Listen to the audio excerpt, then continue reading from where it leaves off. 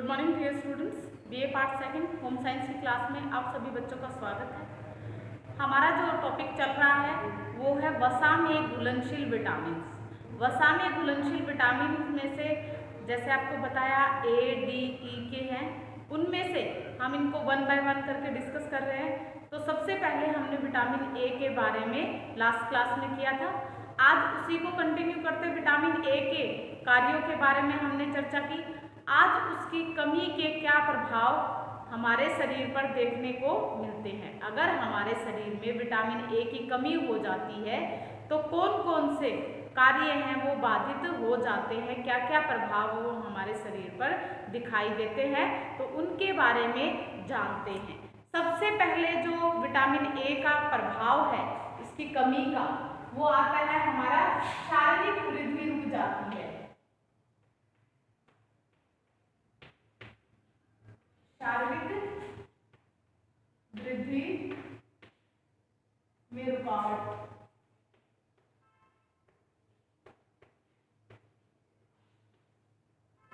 दूसरा जो इसका कारण है वो गुर्दों में पथरी।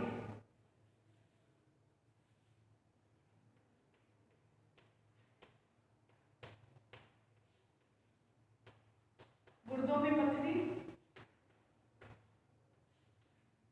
अगला जो इसका कार्य है वो है ट्राइकोडर्मा।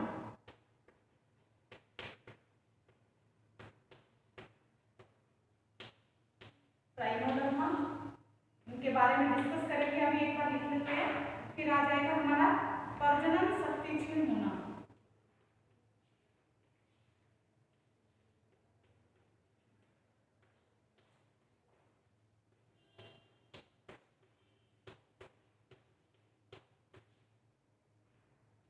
श्लेष्मिक झिल्ली का स्रावन रुकना।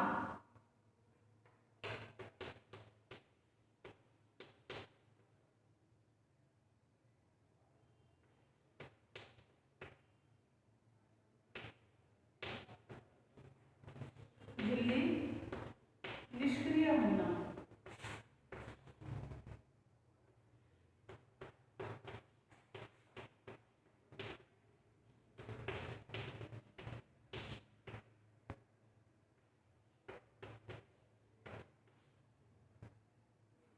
अगला आ जाएगा हमारा इसमें रतौंधी रोग हो जाएगा।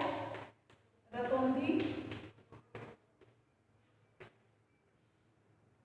के बाद में आ जाएगा इसमें जेरोपथेल्मिया।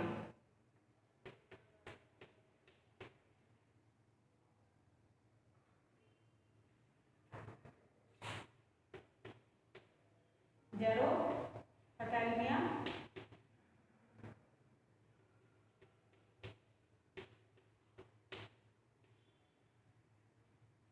अगला रोग आ जाएगा इसमें डिटॉट का धब्बा।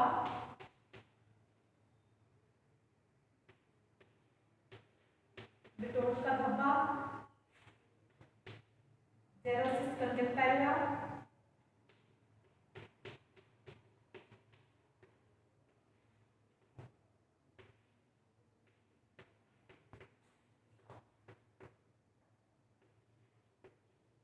जेरोसिस कंजक्टाइवा।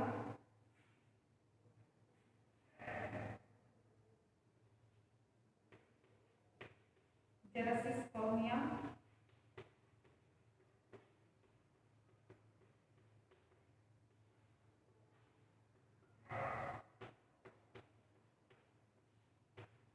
अगला आ जाएगा इसमें कैरोटोमलेशिया।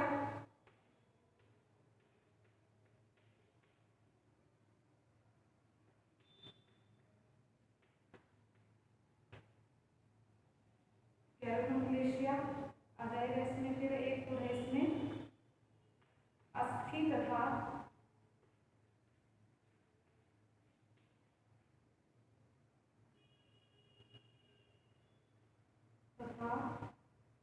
कार्टिलेज में विनाशात्मक परिवर्तन।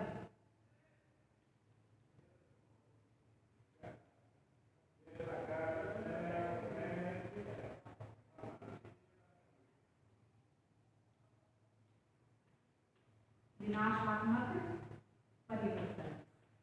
तो ये है हमारे विटामिन ए वाली बीमारियां। अब इनको डिस्कस करते हैं कि सबसे पहले विटामिन ए की कमी से शारीरिक वृद्धि में रुकावट पैदा हो जाती है। शारीरिक वृद्धि में रुकावट किस प्रकार से होती है? विटामिन ए की कमी यदि शरीर में हो जाए तो अस्थियों की वृद्धि और जो विकास है वो रुक जाता है, उनका सही प्रकार से विकास नहीं हो पाता है।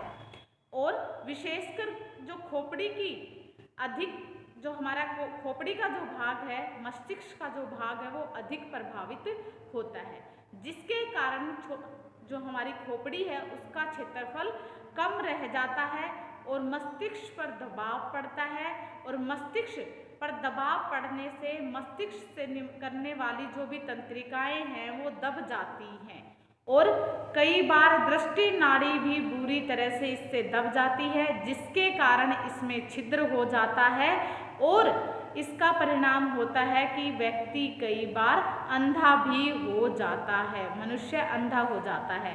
तो सबसे पहले यही कारण है कि शारीरिक वृद्धि रुक जाती है। अगला है इसमें गुर्दे में पथरी बनना।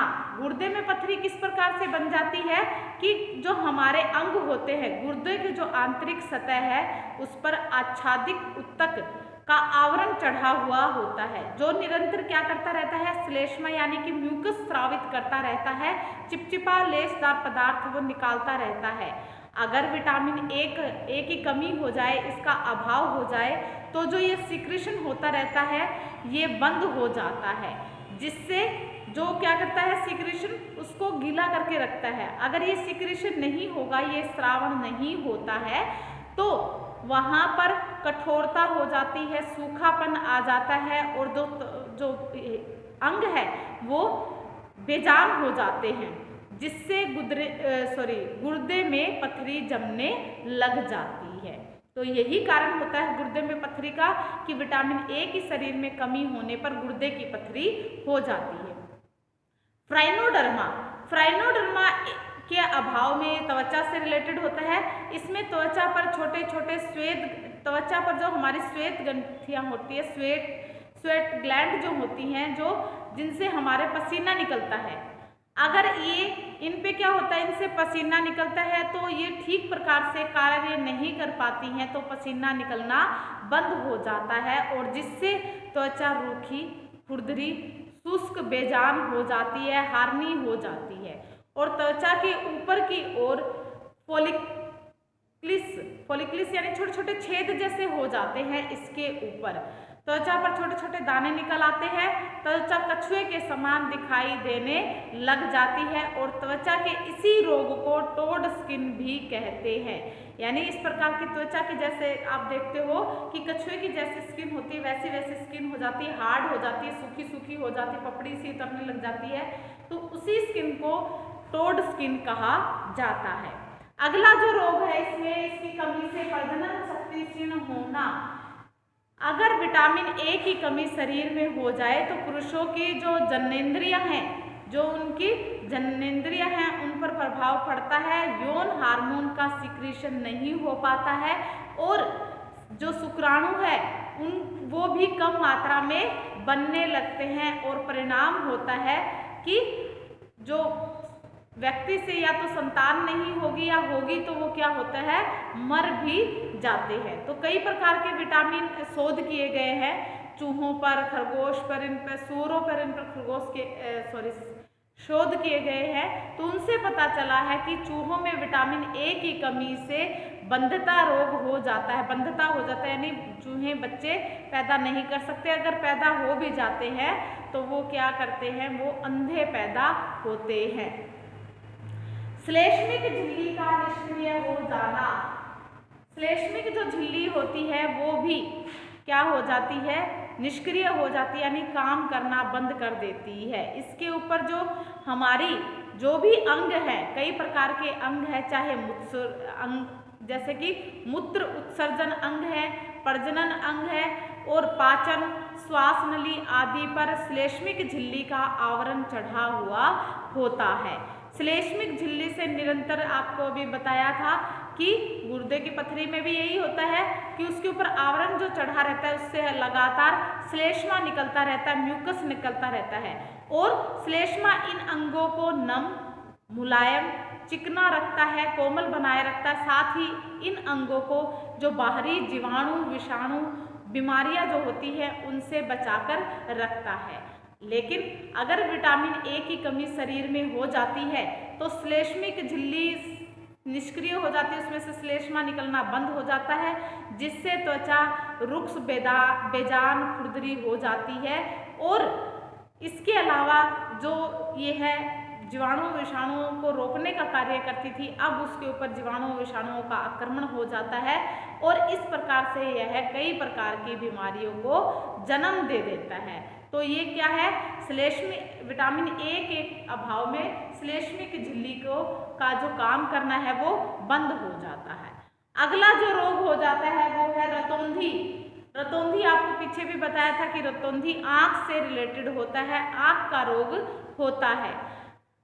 आँखों का रोग है। रतौंधी की स्थिति में अंधेरे या कम रोशनी में जब जाते हैं, अंधेरे से कम रोशनी में जाते हैं या कम रोशनी से एकदम बाहर तेज रोशनी में आते हैं तो आंखें चुंधिया जाती हैं और कुछ समय के लिए, कुछ मिनटों के लिए क्या है, कुछ भी दिखाई नहीं देता है। रतौंधी में ये प्रारंभिक लक्षण होता है आँखों का, आँखों की बीमारी का प्रारंभिक लक्षण होता है कि आंखें चुंधिया जाती हैं और इसमें इसी वजह से धीरे धीरे अगर इसको यहीं पर इसमें सुधार ना किया जाए, इसकी पूर्ति ना किया जाए तो आगे ये और बीमारी का रूप धारण कर लेता है।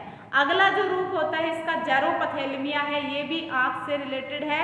यदि आहार में निरंतर विटामिन ए की कमी होती रहे तो जेरोपथेलमिया जो रोग है वो हो जाता है।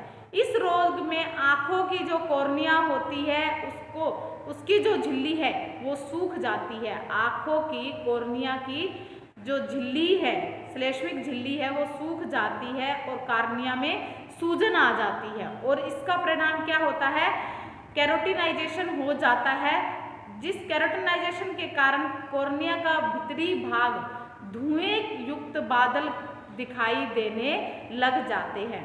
तो इसमें क्या है, धीरे धीरे आँखों की रोशनी भी चली जाती है। तो जेरोपथेलमिया में क्या होता है, श्लेष्मिक झिल्ली काम करना बंद कर देती है तो आँखों में स्वेलिंग आ जाती है। स्वेलिंग आने से आँखों के जो कॉर्निया है उसमें बादल के समान धुआं दिखाई देने लग जाता है और धीरे धीरे अगर ध्यान ना दिया जाए तो आँखों की रोशनी चली जाती है। नेक्स्ट जो इसका कमी से रोग है वो है बिटॉट स्पॉट, बिटॉट का धब्बा। विटामिन ए के अभाव के कारण लगातार है ये, अगर पहले स्टार्टिंग जब होती है तो रतौंधी होता है, जब आंखें चुंधिया जाती है, फिर वो जेरोपथेलमिया हो जाता है अगर लगातार विटामिन ए की कमी रहे। उसके बाद और भी लगातार अगली जो स्टेज आती है जेरोपथेलमिया के बाद वो है बिटॉट स्पॉट यानी बिटॉट का धब्बा। और इसके कारण इसके भीतरी भाग की झिल्ली, श्लेष्मिक झिल्ली पर सफ़ेद भूरे रंग के त्रिकोणा आकार के धब्बे से दिखाई देने लग जाते हैं, धब्बे पड़ जाते हैं ट्रायंगल शेप में और ये कॉर्निया पर छोटे छोटे दाने जैसी रचना दिखाई देने लग जाती हैं और पलकें हैं वो आपस में चिपकने लग जाती हैं। यही कारण है कि बिटॉट का धब्बा बन जाता है। फिर अगला जो स्टेप है, लगातार विटामिन ए की कमी रही तो अगला जो इसी बीमारी का अगला जो स्टेप आ जाएगा वो आ जाएगा जेरोसिस कंजक्टाइवा। विटामिन ए के लगातार के अभाव में कंजक्टाइवा सूखकर मोटी हो जाती है, इन पर झुर्रियाँ पड़ जाती हैं और कभी कभी इन पर घाव भी हो जाते हैं। ऐसी आँखों के श्लेष्मिक झिल्लियों के ठीक प्रकार से काम न करने के कारण अर्थात ये निष्क्रिय हो जाते हैं। आँखों में खुजली चलने लग जाती है, खुजली मचती है। श्लेष्मिक झिल्लियों के सूखने के कारण जो कंजक्टाइवा है, कंजक्टाइवा में धुएं जैसी सफ़ेदी आ जाती है, आँखों में दर्द भी शुरू हो जाता है और रोग की स्थिति है वो बढ़ जाती है, गंभीर हो जाती है। अगला जो स्टेप है जेरोसिस कॉर्निया। विटामिन ए के अभाव के कारण अश्रु ग्रंथियाँ हैं जो उनसे हमारे आंसू निकलते हैं वो सूख जाती है, जिससे आंसुओं का निकलना बंद हो जाता है। आँखों की कॉर्निया सूख जाती है तथा उसकी पारदर्शिता नष्ट हो जाती है। इसे ही जेरोसिस कॉर्निया का नाम दिया गया है। यह आँख के कंजक्टाइवा के बाद उत्पन्न होने वाला लक्षण है। केरेटोमलेशिया विटामिन ए के लगातार अभाव के कारण आच्छादक जो उत्तक हैं वो नष्ट हो जाते हैं।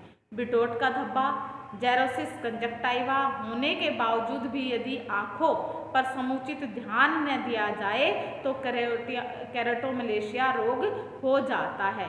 तो कार्निया की जो श्लेष्मिक झिल्ली है वो टूटने लग जाती है तथा इसका जो भीतरी सतह भी अब टूटने के कारण अंदर की तरफ चुभने लग जाती है, जिससे आपको बताया खुजली होने लग जाती है, जिससे कार्निया अपारदर्शक हो जाता है, यानी उसको आर पार दिखाई देना बंद हो जाता है। इन पर जीवाणुओं का भी संक्रमण हो जाता है, जिससे कार्निया नष्ट हो जाती है। उपरोक्त परिवर्तनों को ही केरेटोमलेशिया कहते हैं। जो भी परिवर्तन होते हैं इनको ही केरेटोमलेशिया कहा गया है। नतीजा यह होता है कि व्यक्ति सदा के लिए अंधा हो जाता है तथा जीवन पर्यंत तक वह अंधा ही रहता है। अस्थि तथा कार्टिलेज में विनाशात्मक परिवर्तन। विटामिन ए के अभाव से शरीर की अस्थियों एवं उपास्थियों में विनाशात्मक परिवर्तन देखने को मिलते हैं। तो ये थे हमारे विटामिन ए के अभाव के कारण होने वाले रोग। सबसे पहले शारीरिक वृद्धि रुक जाती है, गुर्दों में पथरी हो जाती है, फ्राइनोडर्मा हो जाती है, श्लेष्मिक झिल्ली निष्क्रिय हो जाती है, प्रजनन अंगों की जो शक्ति है वो क्षीण हो जाती है और रतौंधी, जेरोपथेलमिया, बिटोट का धब्बा, जीरोसिस कंजक्टाइवा, जेरोसिस कॉर्निया और केरेटोमलेशिया और अस्थि तथा कार्टिलेज में विनाशात्मक परिवर्तन है वो दिखाई देते हैं। आपने एक चीज इसमें ज्यादातर देखी कि सबसे ज्यादा जो प्रभाव पड़ता है विटामिन ए की कमी के कारण वो आंखों पर होता है। तो विटामिन ए आंखों के लिए अति आवश्यक माना गया है। तो विटामिन ए हमारी डाइट में हमें आंखों के लिए अवश्य ही शामिल करना चाहिए। अब विटामिन ए की कमी से, ये तो कमी के प्रभाव थे। कई बार क्या होता है कि हम आवश्यकता से अधिक कोई भी चीज़ खाते हैं, कोई भी वस्तु हम खाते हैं, पदार्थ पौष्टिक तत्व लेते हैं, तो वो हमारे फायदे की जगह नुकसान भी करने लग जाते हैं। तो ये तो कमी के थे। अब अधिकता का क्या प्रभाव पड़ता है? विटामिन ए की अधिकता से भूख में कमी हो जाती है। अगर हमारे डाइट में विटामिन ए हम ज़्यादा मात्रा में ले रहे हैं तो उसकी हमारे शरीर में अधिकता हो जाती है, जिससे भूख में कमी हो जाती है, जोड़ों में दर्द शुरू हो जाता है, आँखों के रेटिना में रक्तस्राव शुरू हो जाता है, यकृत बढ़ जाता है, पैरों की हड्डियों में स्वेलिंग आ जाती है, त्वचा शुष्क और खुरदरी हो जाती है। और इसमें क्या दिखाई, सिर दर्द होने लग जाता है, चिड़चिड़ापन आ जाता है, सांस लेने में दिक्कत होने लग जाती है। रक्त सीरम में विटामिन ए का लेवल है वो बढ़ जाता है। बाल जो झड़ते हैं, विटामिन ए की अधिकता से बालों का झड़ना शुरू हो जाता है। होठों पर फुंसियाँ एवं छाले हो जाते हैं। तो ये है विटामिन ए की अधिकता के प्रभाव जो दिखाई देते हैं। अब इसमें हम प्राप्ति के स्रोत की बात करते हैं कि विटामिन ए की प्राप्ति कहाँ कहाँ से होती है। तो विटामिन ए की जो प्राप्ति का जो साधन है, प्राप्ति स्रोत है, वो प्राणिज भोज्य पदार्थों में सर्वाधिक पाई जाती है। उत्कृष्ट जो विटामिन ए का जो साधन है वो प्राणिज जगत से माना गया है, जैसे कि मछली का तेल, बकरी, भेड़ तथा सूअर का जो यकृत होता है, लीवर होता है, उसको खाने से हमें क्या मिलती है? विटामिन ए मिलता है। वनस्पति भोज्य पदार्थों में ताड़, लाल जो ताड़ है उसके तेल में विटामिन ए पाया जाता है, धनिये की पत्तियों में पाया जाता है, गाजर में, सहजन के जो पत्ते होते हैं उनमें आदि में जो विटामिन पाया जाता है वो विटामिन ए रूप में नहीं होता, वो कैरोटीन में होता है। कैरोटीन रूप में जब हम प्राणिज भोज्य पदार्थों से जो विटामिन ए लेते हैं वो डायरेक्ट जाकर उनका अब्जॉर्प्शन हो जाता है। लेकिन जब हमारे वनस्पति भोज्य पदार्थों से लेते हैं तो उसकी मात्रा हमें ज़्यादा लेने की आवश्यकता होती है, क्योंकि वो विटामिन ए के रूप में नहीं होता, वो कैरोटीन के रूप में होता है। बाद में वो विटामिन ए में कन्वर्ट होता है। उत्तम जो स्रोत है, उत्कृष्ट साधन के बाद में उससे कम, यानी किन में विटामिन ए कम होता है, अभी तक जो बताया उनमें विटामिन की सर्वाधिक मात्रा पाई जाती है। उत्तम स्रोत के अंतर्गत मक्खन, घी, संपूर्ण अंडा जो होता है, दूध, पालक, मूली के पत्ते हैं, पपीता, आम आदि भोज्य पदार्थों में विटामिन ए प्रचुर मात्रा में पाई जाती है। मध्यम जो स्रोत है जिनके अंदर थोड़ा बहुत होता है वो पत्ता गोभी है, मेथी के पत्ते, पुदीना, कद्दू, संतरा, टमाटर आदि, इनमें विटामिन ए की मात्रा पाई जाती है। इसीलिए सर्दियों में जब गाजर आती है तो गाजर को कच्चा भी खाते हैं, क्योंकि गाजर में कैरोटीन की जो मात्रा है वो सर्वाधिक पाई जाती है। वनस्पति से अगर हम वेजिटेरियन है तो अगर हमें विटामिन ए चाहिए तो हमें गाजर को अत्यधिक मात्रा में खाना चाहिए, कच्चा खाना चाहिए, ना कि जूस के रूप में। तो ये हुए हमारे इसके प्राप्ति के साधन। विटामिन ए के प्राप्ति के बाद में अब हमारा जो अगला टॉपिक आएगा, अगला जो वसा में घुलनशील विटामिन है वो विटामिन डी है। विटामिन डी के बारे में पढ़ेंगे। ए हमारा यहीं पर कंप्लीट हो गया।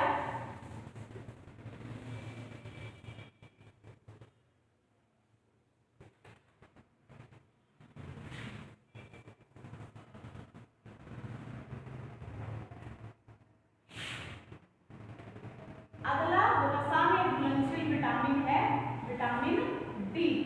विटामिन डी शरीर में अस्थियों के लिए नितांत ही आवश्यक होता है। ये दूसरा महत्वपूर्ण वसा में घुलनशील विटामिन होता है। इसे अस्थि विकृति नाशक विटामिन कहा जाता है। इसे क्या कहा जाता है? अस्थि विकृति नाशक विटामिन कहा जाता है।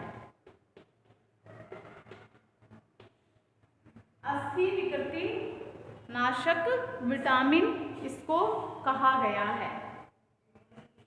इसमें सबसे पहले मेलेनबी ने 1919 में इसकी खोज की थी।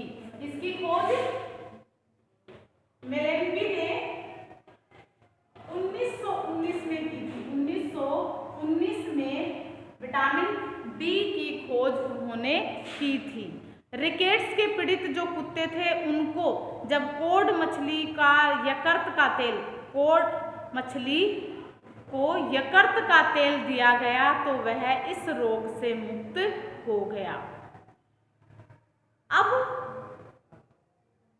सन 1924 में हैस ने भोज्य पदार्थों पर सूर्य की पराबैंगनी जो किरणें हैं उनका प्रभाव देखा तो यह निष्कर्ष निकाला कि कुछ भोज्य पदार्थों में पराबैंगनी किरणों की सहायता से भी रिकेट्स प्रतिरोधी विकसित किए जा सकती है। विभिन्न प्रयोगों के आधार पर यह निष्कर्ष निकाला कि यदि स्टीरोल युक्त तेलों को धूप में रख दिया जाए तो तेल में भी रिकेट्स प्रतिरोधक तत्व उपस्थित हो जाते हैं। विटामिन डी का जो रासायनिक संगठन है वो किस प्रकार से है? विटामिन डी का इसमें रिकेट्स प्रतिरोधक पदार्थों तथा स्टीरोल यौगिक इन दोनों को ही सम्मिलित रूप से विटामिन डी कहा जाता है। विटामिन डी मुख्यतः दो प्रकार का होता है, विटामिन D2 और विटामिन D3। ये दो रूप में पाया जाता है। ये किससे मिलकर बना होता है? ये रिकेट्स प्रतिरोधक पदार्थों से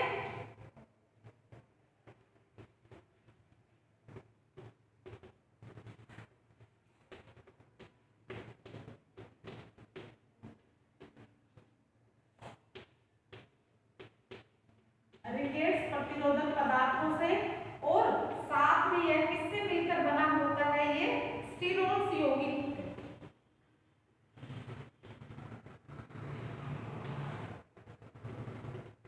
यौगिक मिलकर विटामिन डी का निर्माण करते हैं। ये विटामिन डी का निर्माण करते हैं। तो अगर पूछा जाए विटामिन डी किनसे मिलकर बना होता है, तो ये रिकेट्स प्रतिरोधक पदार्थों से और स्टीरोल्स यौगिक के साथ मिलकर ये बना होता है।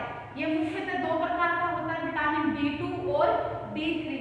विटामिन D2 है, यह पेड़ पौधों में पाया जाता है। ये पेड़ पौधों में पाया जाता है।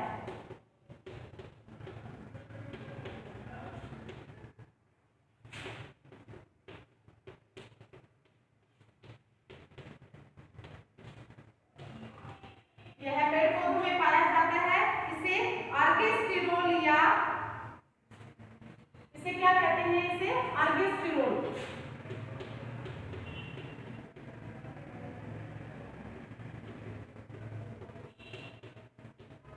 आर्गेस्टिरोल या फिर इसे प्रोविटामिन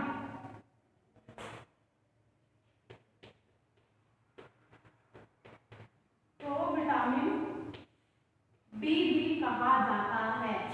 विटामिन D2 कहाँ पर पाया जाता है, पेड़ पौधे जो होते हैं उनके अंदर पाया जाता है, जिसे आर्गेस्टिरोल या प्रोविटामिन डी के नाम से जाना जाता है। प्रोविटामिन डी के नाम से जाना जाता है। आर्गेस्टिरोल है ये। अगला जो विटामिन D3 है, यह पेड़ पौधों में यह कहाँ पाया जाता है, इसे 7D हाइड्रोकोलेस्ट्रॉल, इसे क्या कहा गया है,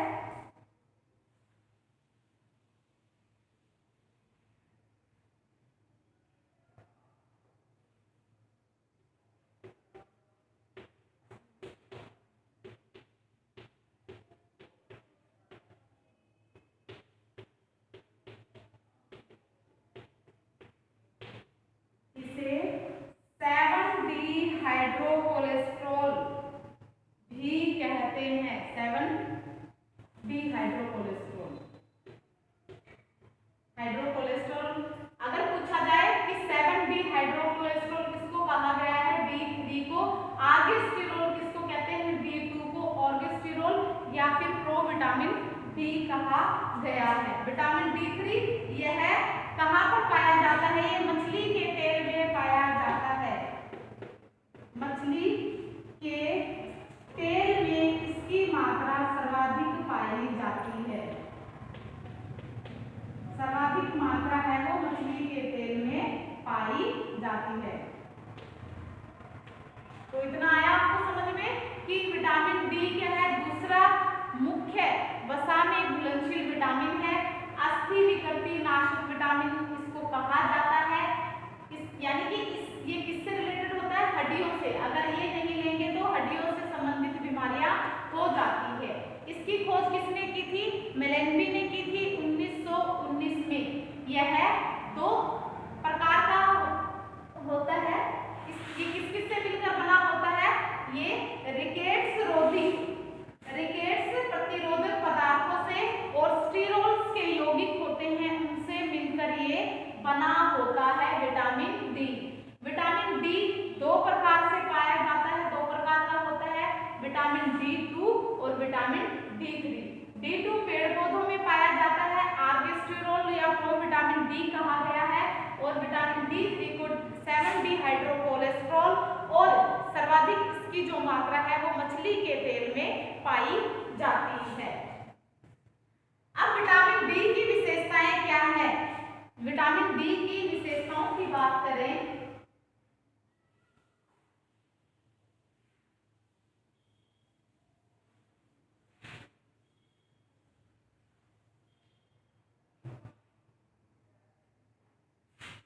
विशेषताएं इसकी,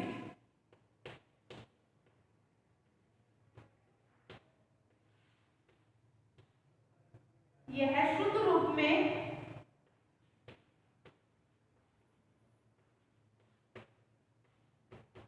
श्वेत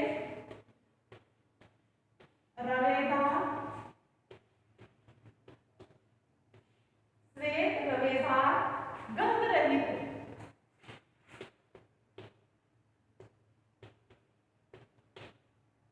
पदार्थ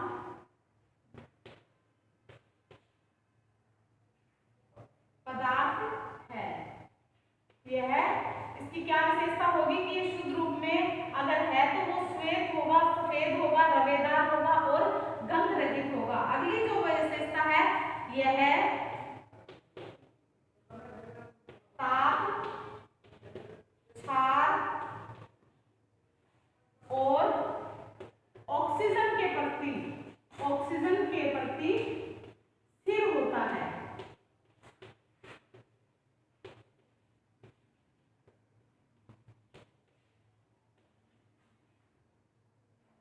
अगली जो विशेषता है यह वसा तथा वसा घोलकों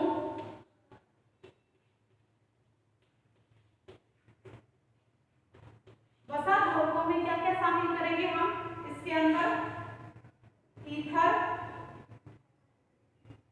वसा में ईथर, बेंजीन,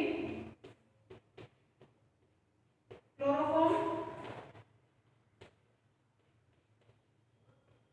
ये वसा में घोलक होते हैं, वसा में घुलनशील होते हैं। ये ईथर, बेंजीन, क्लोरोफॉर्म है, ये वसा में घुलनशील है। तो वसा तथा वसा में घोलकों में घुलनशील परंतु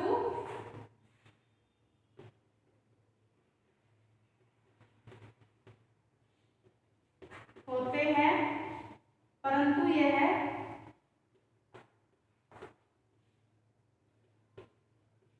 जल में अघुलनशील होते हैं, परंतु जल में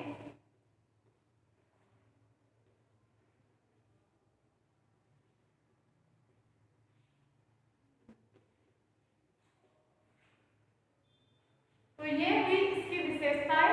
क्या होगा? ये शुद्ध रूप में श्वेत, रवेदार, गंध रहित पदार्थ होता है। यह ताप, क्षार और ऑक्सीजन के प्रति स्थिर होता है। और वसा तथा वसा के जो घोलक है जिसमें वसा घुल जाती है, जैसे नींबू पानी में घुल जाता है, वैसे ही अगर वसा को हम पानी में डालते हैं तो वो नहीं घुलता, लेकिन ये किसमें घुल जाता है? तेल वगैरह, ईथर, बेंजीन और क्लोरोफॉर्म है, ये वसा घोलक होते हैं जिनके अंदर वसा घुल जाती है, उनमें तो ये घुलनशील होता है, परंतु यह पानी में घुलनशील नहीं होता, जल में अघुलनशील होता है। तो ये इसकी विशेषताएं थी। अब विशेषताओं के बारे में हमने डिस्कस किया, तो आज के लिए हम इतना ही करेंगे। उम्मीद है आपको विटामिन ए के बारे में अच्छी प्रकार से समझ में आया, और ये हमारे इम्पोर्टेंट भी हैं। दोनों जो अभी करवा रही हूँ, एक तो विटामिन डी और विटामिन ए भी बहुत ज़्यादा इम्पोर्टेंट है। इसमें से छोटा क्वेश्चन भी बन जाता है और बड़ा क्वेश्चन भी बन जाता है। तो विटामिन का पूरा डिटेल से भी पूछ सकते हैं, और छोटे क्वेश्चन में आपको विटामिन ए के कार्यों के बारे में या फिर विटामिन ए की कमी से कौन से प्रभाव दिखाई देते हैं, इनके बारे में आपसे पूछ सकते हैं। तो आज के लिए इतना ही। Okay, bye, have a nice day.